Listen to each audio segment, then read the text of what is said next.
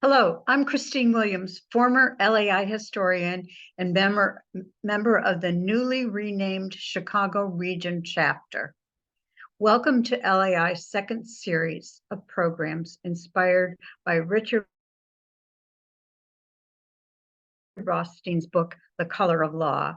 The book discusses the ways that government policy and our courts have promoted structural racism, particularly in housing, sometimes unintentionally, sometimes deliberately. We believe that with awareness of our history, we are better equipped to find solutions when we see inequities. An article in the New York Times last year documented a case in Maryland where a house was appraised for $472,000 when Black ownership was assumed. With the assumption of white owners, however, the appraised value jumped by nearly $300,000. The article generated new interest in the residential appraisal process. To kick off the discussion for LAI, Dr. Junia Howell will present her considerable original research on equitable residential appraiser. Subsequent programs will offer additional perspectives as we follow the LAI process of sifting and winnowing. Dr. Howell is a visiting assistant professor in the Department of Sociology at the University of Illinois, Chicago. Previously, she taught at the University of Pittsburgh and Rice University. Both her MA and PhD were awarded by Rice University in Houston, Texas. We should have time at the end of the hour for a short question and answer session. Please enter your questions in the chat box at any time during the presentation. Thank you. Dr. Howell? Thank you for that introduction. So you'll probably see on your screen, I have a poll we just released to kind of get who's in the virtual room today. We can't see all you, so we'd love for you to start by telling us a couple things about you. So I kind of know who's on the virtual room and you kind of know who's in the virtual room. So I'll give you a second to read those and fill it out really quickly.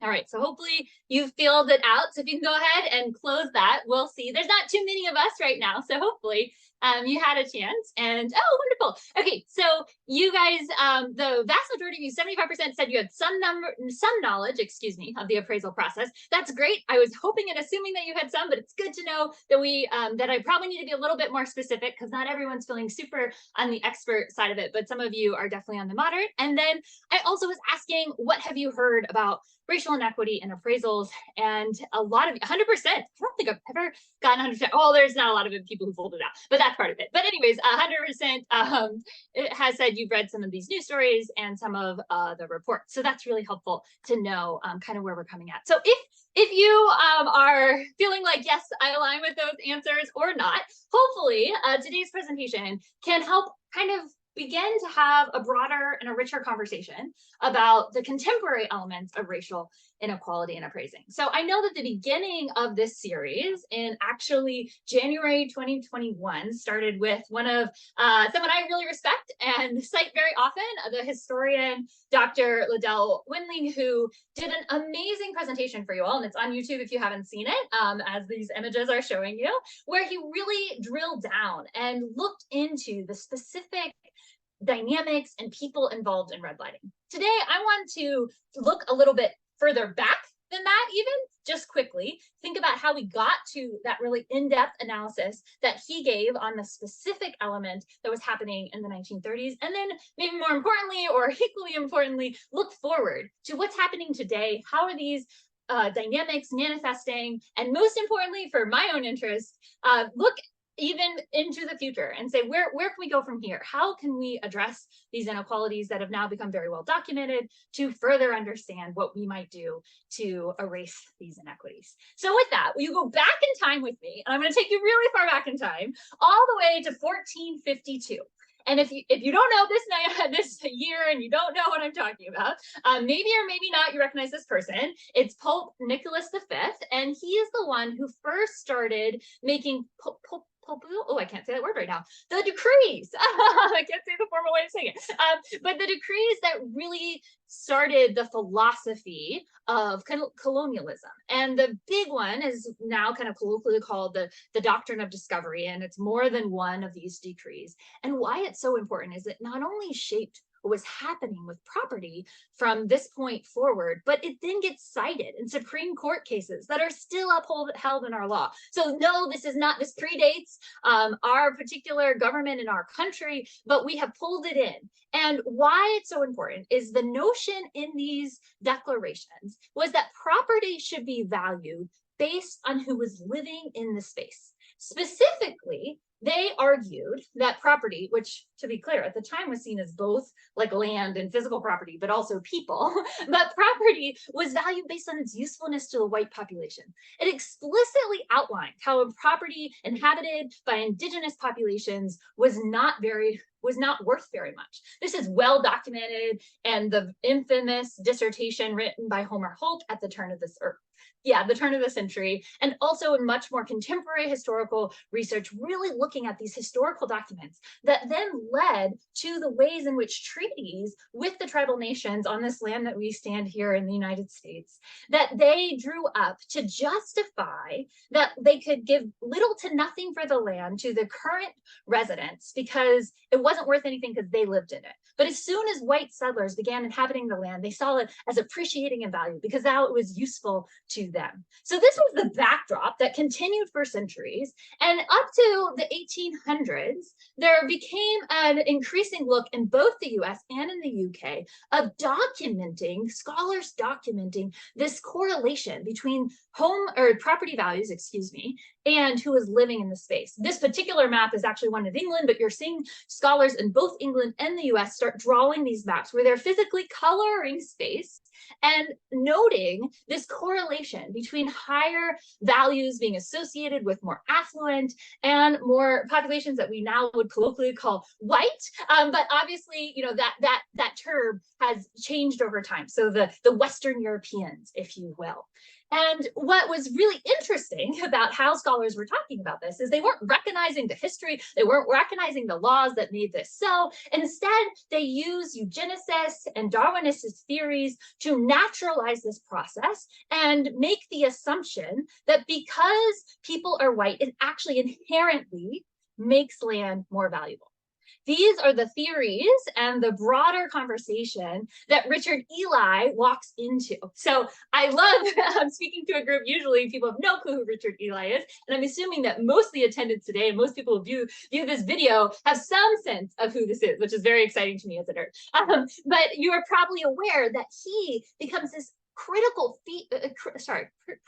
person at the turn of the century and really coming to professionalize and reify the sense of real estate and what this profession was. And in that process, he was pulling heavily on these theories to assert that land and the where you live really should be appraised or evaluated based on who's around. And that was deliberately racial and also assumptions about those race. So what was convenient, what was appeal, all those kind of things. There was like kind of coded language that was not just explicitly looking at the racial categorization, but implicitly looking at who lives there. So he, and moving into the 1920s, starts partnering more deliberately, and the people working with him, with the newly formed Real Estate Association to create texts and what is the word I want?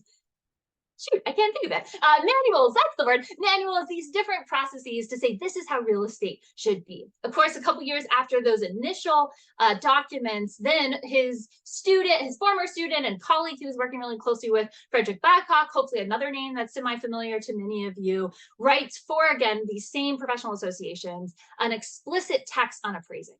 And this is where these long-held colonial ideas and social science senses of social Darwinism and eugenics gets really elevated into a methodological approach, specifically highlighting this idea of the sales comparison approach, which I'll get back to in a second. But at the time, real estate was still not a very regulated profession. I mean, so also academia wasn't either, right? Like this is when we're really the time, particularly in this country, where we're really redefining professions, and even in some ways around the world, and saying this is how you need to be qualified, this is what you need to do. But even if they're putting out books, and even if they're saying as a professional association, this is our expectation, there wasn't a systematic way to say, okay, everyone has to follow these rules. Well, that began to change after the stock market crashed, and along with it, the housing market. So when the housing market crashed, a lot of people protested, a lot of people wanted change, and that really propelled FDR not only to the presidency, but for both of his candidacy and his presidency, for housing to be a really central piece of that.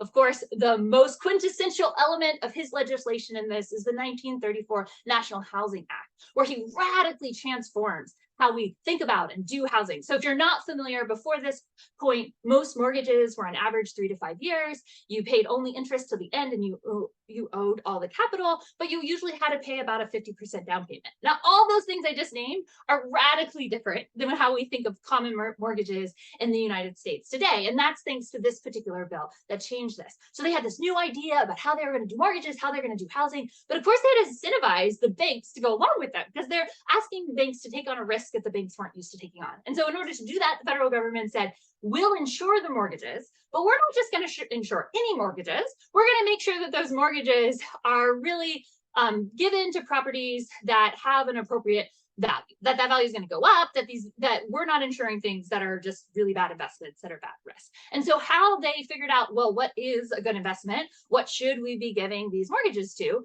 In order to do that, they turned to the newly formed Association of Appraisers and the Home Loans Corporation, and in collaboration together, along with hiring Frederick Baghoff, the person I just mentioned, at the newly formed FHA, they wrote the first federal underwriting.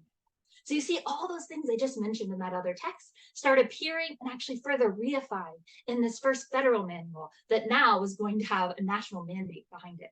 In fact, when you look at this original manual, there's some really fun parts of it that are fun in the sense, well, there's a lot of interesting, like, geeky things that obviously someone like me is super into. But even beyond that, even if you're not into all the geeky things, it's really interesting to see how so much of the language and these tables and how you think about appeal and the space is actually still really clearly mirrored in today's process. But even more than those formal charts and how it's done is the sense of the sales comparison approach being the most common appraising approach. So up to this point, it wasn't the most common approach. And obviously still today, we use other approaches like the cost approach and the income approach, but this became the main way of assessing real estate, especially for residential property. And in this approach, it inherently elevates that importance of location. It's saying that the numbers, they only come in when you're looking at other comparable houses in this same location. And so for all the, when you start to get into the nitty-gritty of how this is actually done, the most important piece is where are these comps selected? And those, in order to make the method work how it was designed, the idea was those comps had to be selected in a similar neighborhood. And so in order to clarify exactly what neighborhoods were similar or not, they began creating maps. These have now been called often colloquially redlining maps. That's thanks to a sociologist who named it that in the 1960s to highlight the inequality of these maps. But originally these maps were just looked at as graded maps, so A, B, C, D. It wasn't just red, it's all these colors. And it was ordered to rank the neighborhood so you knew where to pull comps in comparable houses, but also to clarify which houses and which neighborhoods were most valuable. And generally across the board, there's been lots of research showing that while there was also socioeconomic amenity components of this was primarily racialized in the sense of thinking that European and affluent residents were the most desirable, and thus their neighborhoods were worth the most. Stop there. I'm like, that's it, right? So we think about that as mortgages, but this is actually super critical for the appraising piece itself. This practice of explicitly using these maps that were created both by Hulk and FHA and local agencies as well continued through the 1960s. Of course, in 1968, we have the Fair Housing Act, which sought some explicit use of race in writing about and appraising property, but it didn't actually outlaw many of the parts of the appraising piece that were racially explicitly biased. That wasn't until a series of lawsuits, that's the word I want, as well as the 1977 Community Reinvestment Act that fully said, okay, you can no longer use these maps for appraising. You also can no longer explicitly say, this is a Black neighborhood, or Jews live here, or this is a Latinx neighborhood, or this is, you couldn't use that language to talk about the value of the neighborhood. But nothing legally or otherwise changed the process of using past sales in similarly comparable areas to define current prices. And so you're literally pulling that inequality of the past into the present. So if we fast forward and look from the end of this kind of formal, okay, we stopped using this maps, up to some of the present day, we actually can see just purely demographically, not doing any fancy models or anything, just seeing like what's the value in predominantly white neighborhoods versus communities of color. We see the gap in appraised values between these two actually doubled in the last 30 years. So obviously there's a lot of explanations for why it's increasing, but also why it's there in the first place. So we're going to release another poll, and I'm going to take a drink of water. I want you to read it for a second and give me however many answers you want. You can release multiple answers, or you can check multiple answers of why you, the rationales you've been told that you know of are creating some of this inequality.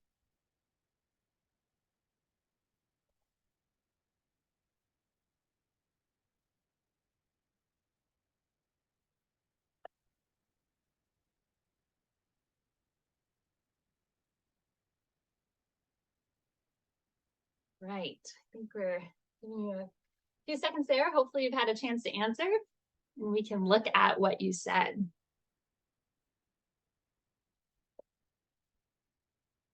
Maybe we can look at what you said. Maybe it will come up. I love Zoom polls, and then every time I do them, I'm like, they're always like, the delay is always there, but we got them, which is great. Okay, so the biggest category or answer was schools. Oh my goodness, I was in a conversation the other day, we were talking about this. Yes, absolutely. Schools is often a very big answer given, followed by socioeconomic status and racial bias in the appraisal method. And then answers all the way down, which is totally understandable. There's lots and lots of different reasons. In fact, when I think about how I learned and thought about inequality, I grew up in a house where there was a lot of talk about racial inequality, it's structural inequality, but it was still kind of understood that when it came to house values, like it was other racist policies that created these house values, not necessarily like the process of creating the house values itself. That was a process I began to learn at. In fact, when I was living in Houston, earlier as mentioned, I was at Rice for a long time. And when I was there, like many other cities, Houston is severely racially segregated. I like to say it's like pie-shaped slices. Slice. Wow, my tongue is getting all tangled. How do you know what I'm saying? of how it's distributed in the community and or across the county, excuse me. And what I began to notice, like many other cities I had lived in and have lived in since, there are really comparable houses that you can pick across town that are really similar in their amenities and their size, but they were vastly different numbers. I want you to look at the numbers on the screen. We're talking 10 times different.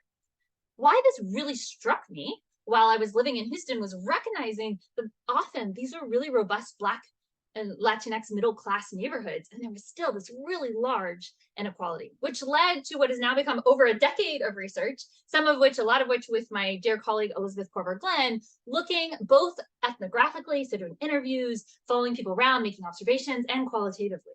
In our interviews, we started to see patterns of appraisers unpacking how they pick comparable sales. One appraiser gave us an example of doing an appraisal in the Fifth Ward, which is a historically Black neighborhood in Houston. And they said they would pull comps from other Black neighborhoods if they couldn't find one right there where they needed it, while they wouldn't pull one from the Second Ward. Which, what is striking about this is the Second Ward is much more similarly in location and housing stock and socioeconomically than these other neighborhoods that they were talking about. Another example was an appraiser who was appraising a house in the near North Side, which is a middle-class, deed-restricted Latinx neighborhood, which, by the way, he called the ghetto. He said he was scared to be there. And his understanding was if he couldn't find a comp right there, it was better to pull a comp from Quail Valley, which is over 30 miles away. I can't even fit it on my map, and is a lower class Latinx neighborhood. And he explicitly said he would not pull a comp from the Heights, which is just over the just over the highway, but at a very similar time, also a deed restricted middle class neighborhood, but majority white. In fact, he went on to say that if he couldn't find a comp for the Heights, and he happened to be appraising in the Heights, he would pull a comp from West University Place, which is one of the most affluent white neighborhoods in the city.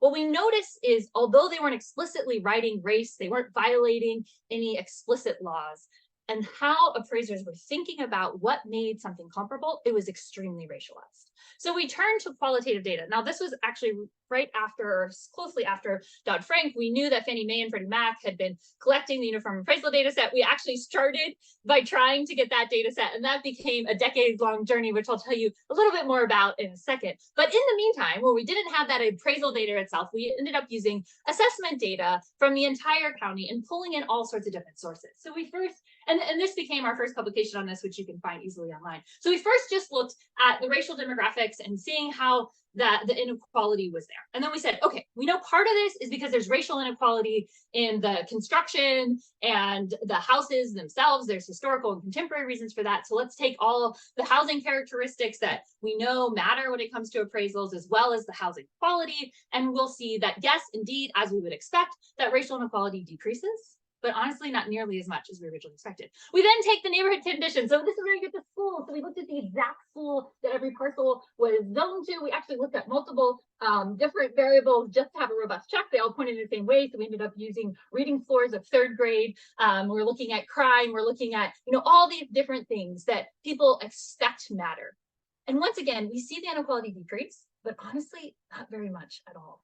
Finally, we looked at real estate demand, how quickly things are popping off the market, how much price cuts happen before things sell. And again, the same is true. To summarize overall, and here we're seeing that even if you're holding everything constant, real estate demand, schools, crimes, et cetera, homes in white neighborhoods we're still being appraised at almost 250 times more than homes in communities of color. Now, as I've already just mentioned, we were looking specifically at Houston because that's where we're doing the ethnographic work. So we wondered, is this all cities?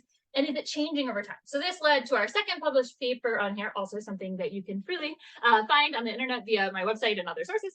And this is where we said, okay, let's look over this time span that I already showed you, but let's control for those things that we were just controlling for in that other study. So housing quality, neighborhood conditions, etc. And once again, we see that not only does that not explain the inequality, actually, when we're looking at the whole country and we're looking over time, race is mattering more over time than instead of less. It matters more now who's living in the neighborhood, holding everything else constant, apples to apples when it comes to schools and when it comes to the conditions of the neighborhood and when it comes to houses. It's the racial composition that's driving a lot of this. So this, and not to mention that there's also really different appreciation rates, which is creating a lot of the wealth inequality. Obviously, if you followed the news at all the last 3 years, this work, as well as other people's academic work and journalism, has gotten a lot of attention around this, leading in part to the PAVE initiative, which their action led to the release of that data I mentioned before. So 10 years later, we were able to get actual appraisal reports from the FHFA. And like we've done before, we combined it with neighborhood data on the demographics of the neighborhood, as well as the services, the amenities in the space. We then looked, like we had in our other national study, at different neighborhood or different metropolitan areas. What I mean by this is, instead of throwing everything into just one model, which we knew wasn't going to get us exactly where we wanted to go, because obviously if you've been in the States, and for that matter, most countries, what one city's housing market is quite different than another city's. Here, I'm always surprised when I remember just how different even San Francisco city, or housing market is, than New York's, even though they're both generally high housing markets, especially when you're comparing to some place like Wichita, Kansas.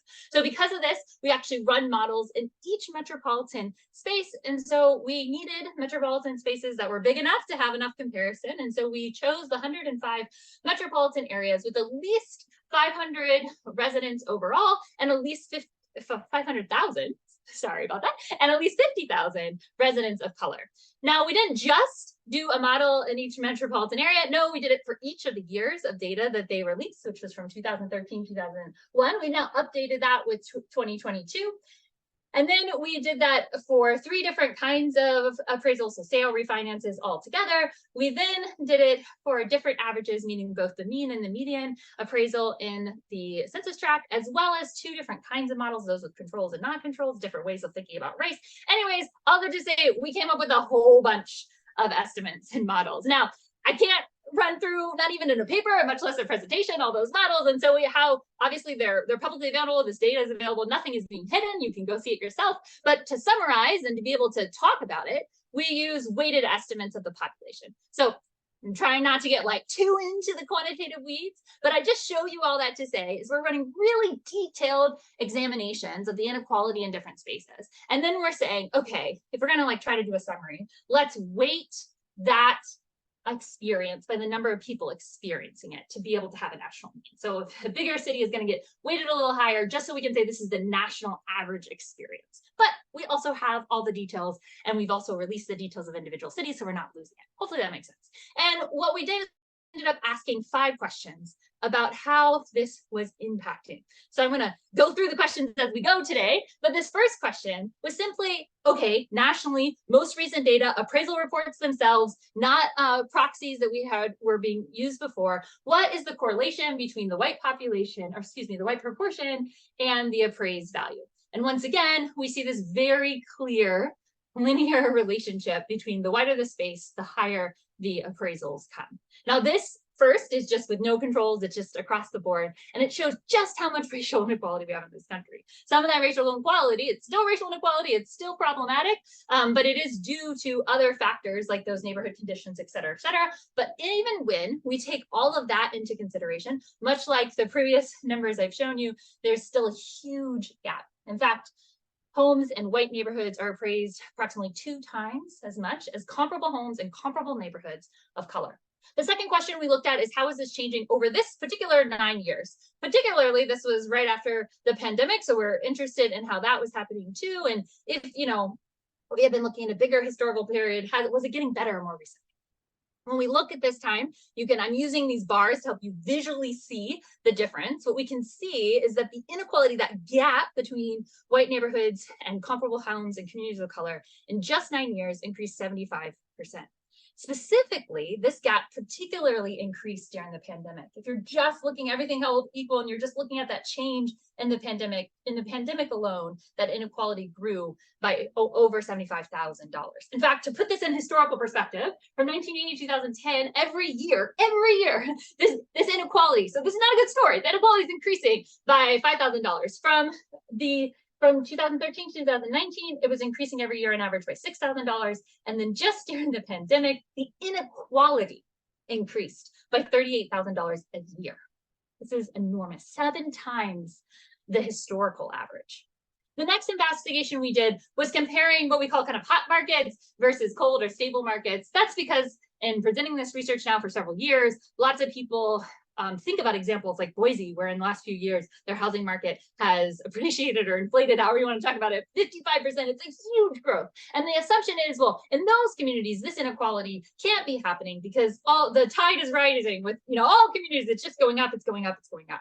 And so we looked at 29 cities that really have had this enormous, unprecedented growth in their housing market or increase. And we traced them over time and see, much like the broader pattern, there's also inequality. We compare it for comparison's sake to the cities on the other side, the stable ones, the ones that have kind of had the least increases.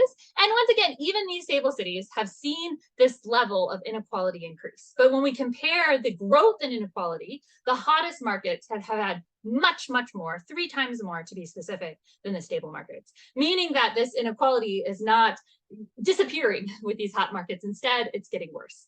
Finally, we are using this in the national comparisons, this general term I've been saying, communities of color. And I'm doing that because of racist policies and historical factors. Where people live is not systematic. Everyone doesn't just perfectly equally live everywhere. And so when you're trying to do a national comparison, it's really hard to compare a city like Pittsburgh that has very small Latinx population and a relatively small Asian and Indigenous population to a city like Albuquerque, New Mexico, that's what I was trying to say, where it doesn't really have much of a Black population, but it's a really large Latinx population. So what we did to deal with that is we then ran separate analyses where we look at 7 different racial groups in specifically, so Indigenous, Black, East Asian, Latinx, South Asian, and Southeast Asian. So we got real specific, and we only included in each of those analyses the groups that had at least 50,000 residents. So now we're kind of comparing different numbers of cities for each of these. So it gets a little complicated.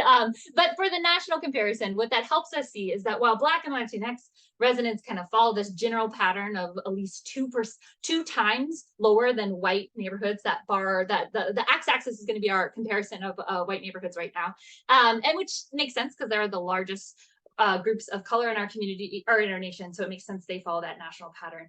Other groups actually have more inequality. So Indigenous communities are even more unequal when compared to white neighborhoods. East Asians is the opposite. They're slightly higher, but pretty much just right there. And so are South Asians. I promise you there's a bar there. It's just so small. It's pretty much indistinguishable from the white population. But Southeast Asian and Pacific Islanders actually have the largest inequality compared to the white community.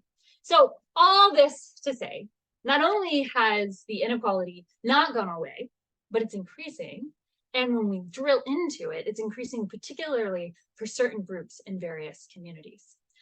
Now, when I talk about this, quick note, I was going to the next thing, but I do want to note, as I already said, we have made the individual city reports also available on the website that the report is on, as well as all the data. So go explore, have fun. The 2022 update is on there as well. And there's even more recent data. So with that, when I present this and talk about this, I have come to realize that even when I'm not intending this to be the case, often people assume if there's inequality, then those who are doing better are clearly the standard and everything else must just be broken.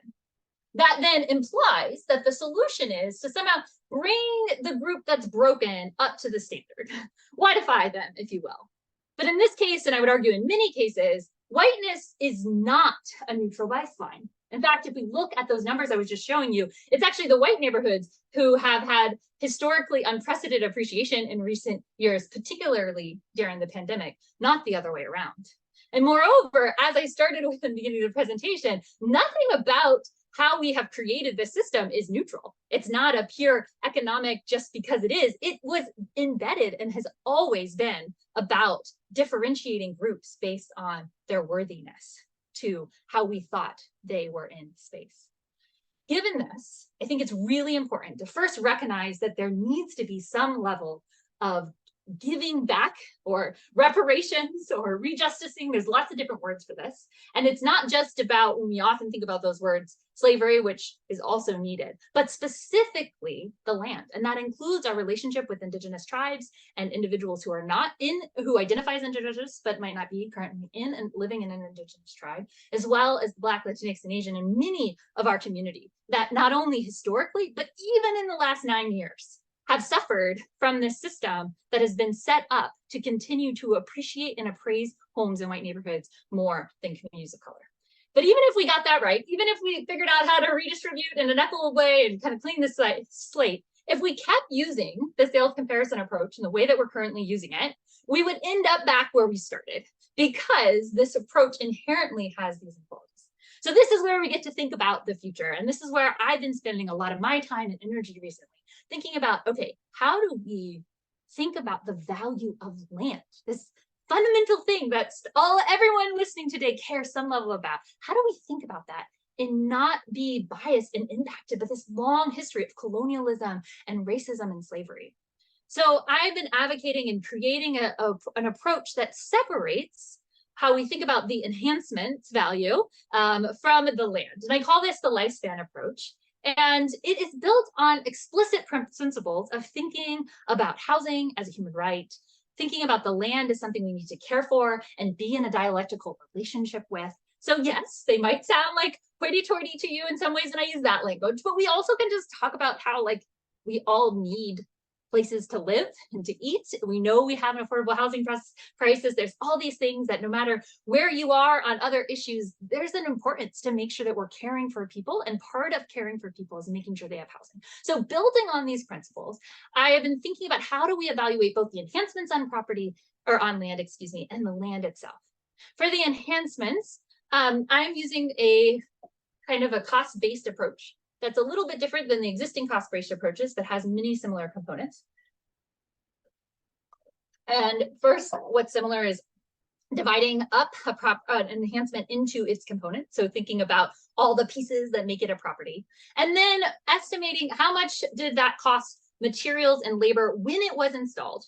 How long do we expect it to last before it needs to be replaced? And thus, how much is it worth per year? And then using that calculation, say, okay, if it was installed, this particular roof, our imaginary roof here, in 2010, how much would it be worth today if we were appraising this roof today? Okay, it would be worth $7,000. So doing this for every single component. Now, I just have some big pictures here, but you can imagine this gets really detailed when you're thinking about a house. And thus, specifically, what I've been working on with my new nonprofit is actually creating an application where we are thinking about how do we use hybrid approaches to physically go into the space, to scan properties, to then combine those images with machine learning and other technologies to be able to identify components, identify their condition, their potential lifespan, et cetera, et cetera. So that's on the enhancement side.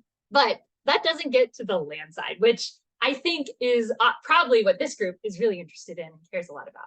For this, I've really gone back to thinking deeply about that history I was talking about what does it mean to have value in this space, and who originally got that value, how have we passed it on, what does it mean in a macro econ way, what does it mean for immigration, that we think of these things as continually appreciating, what is the impacts on the speculative market, all of those things. So I have plenty of thoughts that I'm happy to get to in a couple minutes when we get into the questions and answers. But from all those thoughts, I've stepped back and thought, in many ways, the land is not possible to like value in the way that we think about other exchanges.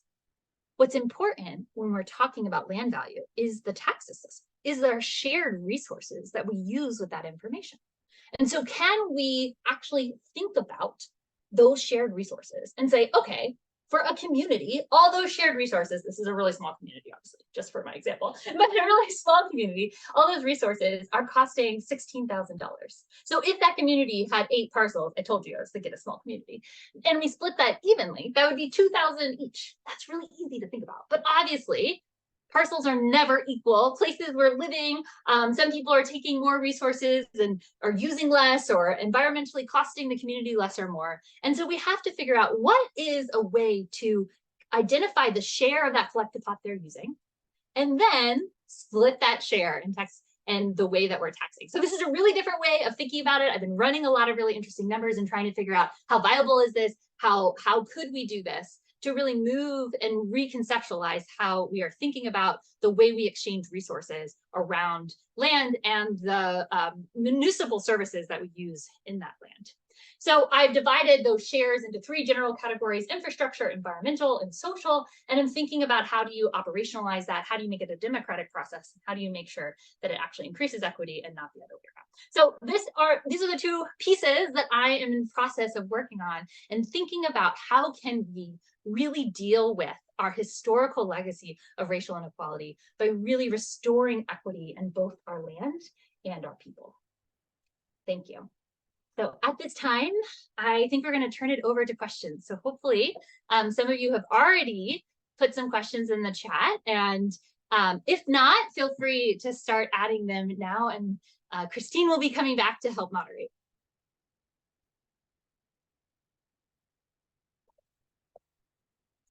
Junia, I'm going to start with a question about your enhancement method. Where are we on the technology to accomplish actually developing it? Yeah, great question. So I've been working on it for the technology part for about a year, and I've been working mainly with students and faculty about developing different pieces of it. Some days I think, oh, we're making such great progress and we're getting close. And then other days we run into a big thing that's going to take 6 months. That is like so small, and the bigger thing, I'm like, this is never going to happen, right? So that I feel like is the reality of technological development. So right now it's really diving deep into the building of the models and the data. We haven't branched much into mirroring it with a forward-facing application yet, but we're hoping to do that sooner than later.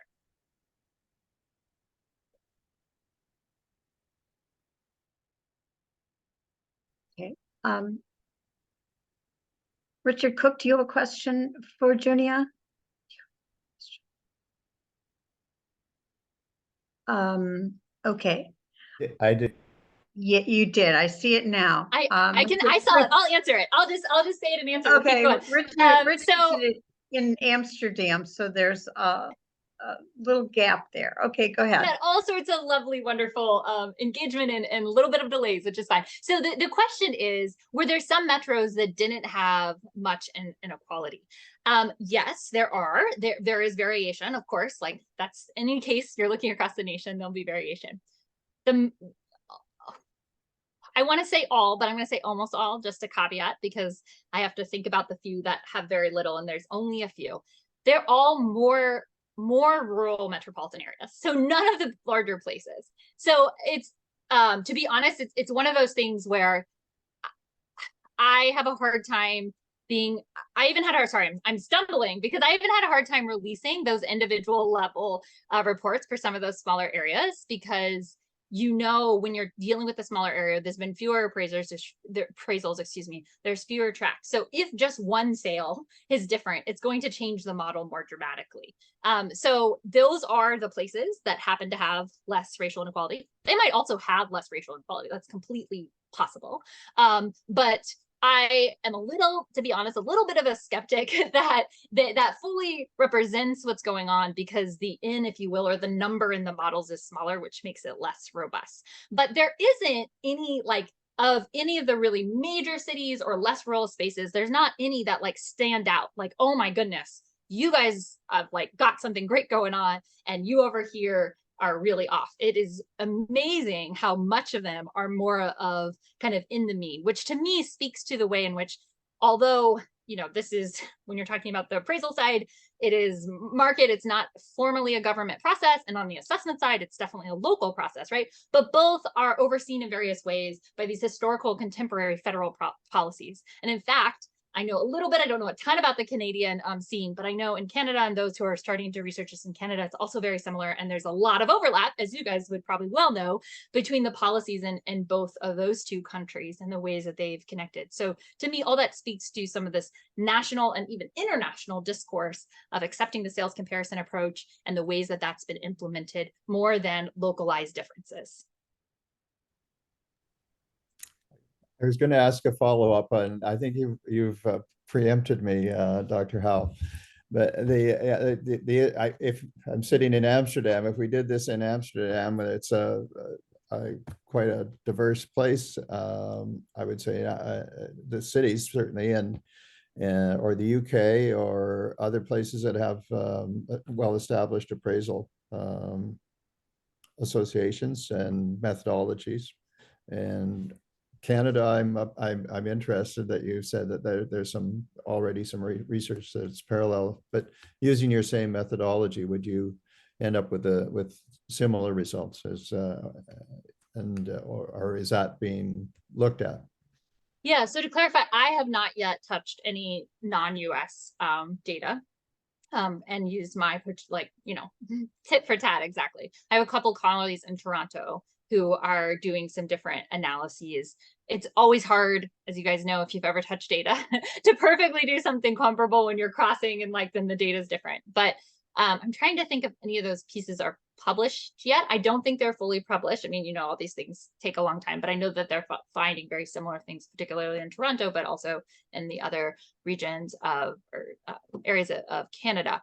I have not personally done an analysis in the UK or in Amsterdam. So I do not know, and I don't know of any that have, but particularly in the UK, specifically in England and London, the histories have tons of overlap. The processes are really similar. I imagine there are a lot of elements that are the same. However, they have totally engaged in colonialism, obviously, right? And the ways that colonialism has shaped their nation are slightly different than North America. And in many ways, the ways that it's really shaping things like appraisal inequality is more recent in their ways of migration and immigration because of colonialism, right? So I think that there's a lot of parallels, but like anything, these are human-made creations, and so the policies would be different, the processes would be different. I do know a little bit about the German process, and one of the big differences, and this has also changed over time because German real estate has gone through a lot of changes in the last decade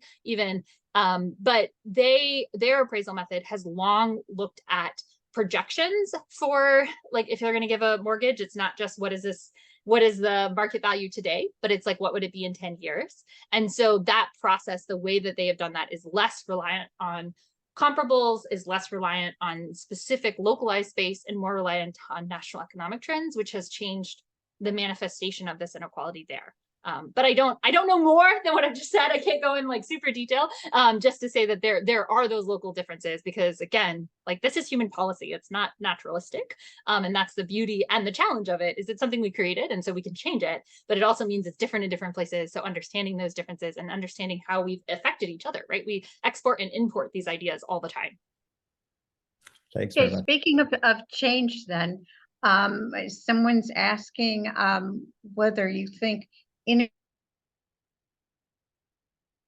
inequality will be overcome by the appraisal industry self-regulation or by government action?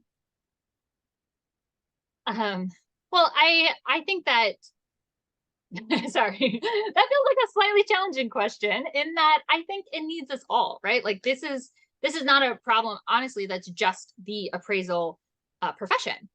They are not the only, they're the ones who perform certified appraisals, and that's very important. But as I've already insinuated in various ways, assessors are part of this process too. Real estate agents themselves are part of this process, because they're the ones trying to figure out an initial estimate of a house to put on sale. They also use the comparable sales approach. So it is multiple places in the housing market, and we need the professionalization organizations, we need individuals within those professions, and we also need the government, and we also need innovation that is combining together to come up with a solution. So I am gonna, maybe it feels like a cop-out, but I want to say it's all of those things, and I think just one wouldn't work. Okay, a question again from Baltimore about you're going back to the details of your research, asking how do you explain the East and South Asian difference from other groups? Yeah, thank you. I was flying by Pretty that. Trying to dramatic. make the, yeah, absolutely. Yeah.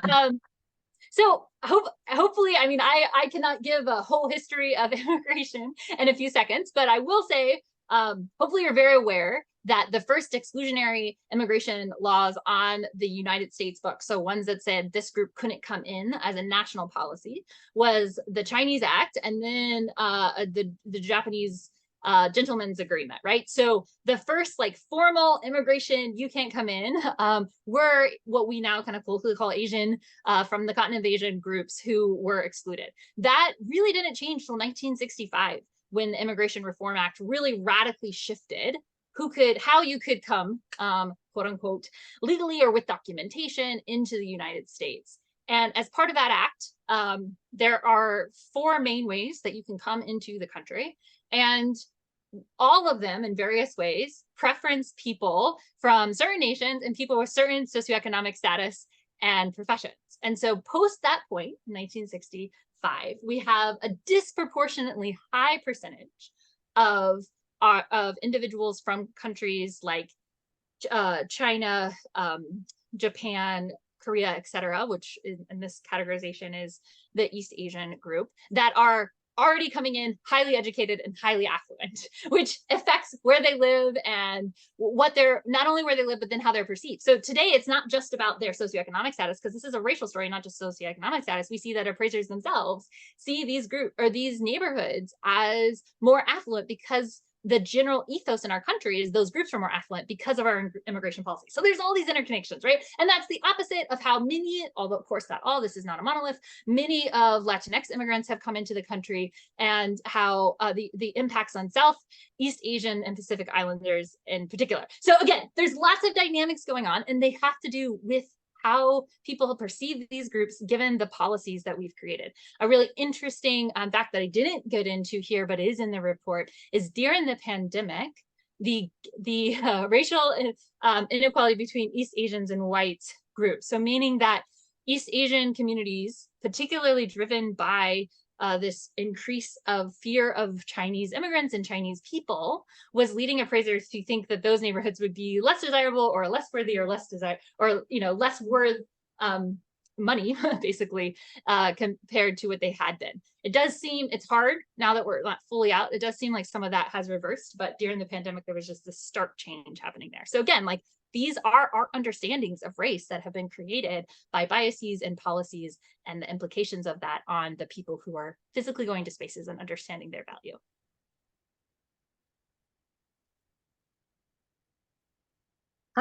Question on the land portion of the model that Yeah. you're working on. Are there any land economists who are contributing intellectual value to what you're doing, either historic or current? Yeah, I personally have done, and with my own networking, talked to a few people, and I'm definitely pulling on that work. I don't have anyone like formally on the team, but the team right now is very small. So if anyone in the audience is interested and has pieces they think I should be looking at or knows people, like, please bring them on. I am totally willing to engage and think about new ideas and ways of constructing it. We have a good question here from Kyle, who reminds us that part of land value is speculative, that reflects the value increase that somebody thinks can be achieved by developing or by obtaining additional zoning and Yep. property rights. Yeah. To what extent is that speculative value consistent with your emerging valuation approach? And to what extent does it reflect racialized land values? Yeah.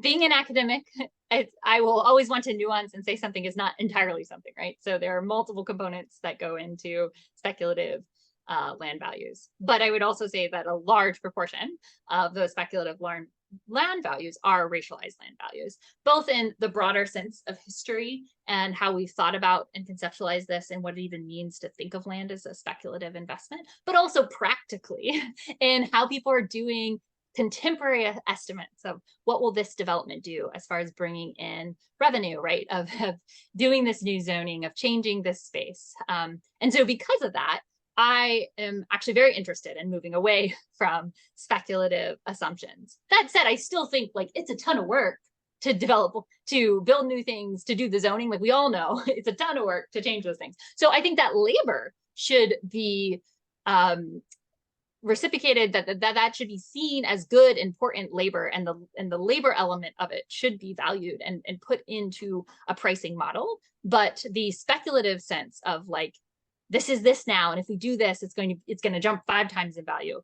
I am personally interested in helping or moving away from that kind of analysis, because so much of that is racialized, and even the pieces that aren't have racial implications and racial inequality implications. So for example, I mean, I don't know if this will be helpful for those listening, but hopefully it will. If you think about, okay, well, if we were just all appreciating land equally right now, and like everyone who is here, like their land was at least going up, and obviously everyone right now is an owner, so then there's still like that level of inequality. But even if, let's just imagine everyone who's living in the current US, they all had some kind of equity in it, and their values were increasing. But what that does is if all our values increase, other people who are not currently living here or who don't currently exist, our children, our grandchildren, they are going to be, unless they're able to get wealth some other place, locked out of this market as it gets more and more expensive. And so in that way, this sense of land going up is always inherently exclusionary, and I would argue always inherently colonial in our sense of how we draw those boundaries and how we even think about who owns space and what deeds mean and what it means for land to have value.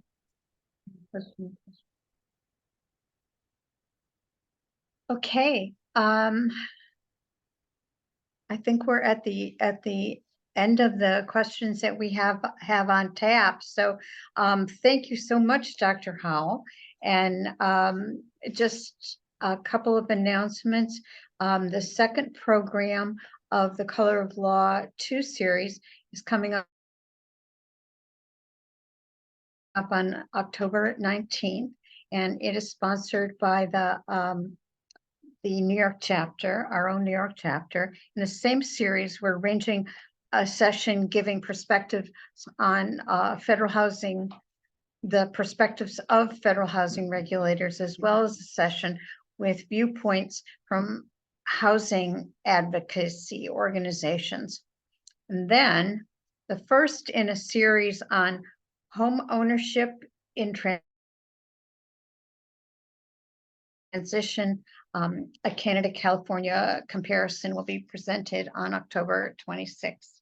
So today's webinar has been recorded, and you will receive an email link to the recording. You'll also receive a quick survey on today's program, and we'll welcome your comments. So again, thank you to Dr. Howell, and we hope to see you at some of the meetings in Chicago of the Chicago region chapter. So it's been a pleasure for me meeting you, and we thank all the participants today for attending.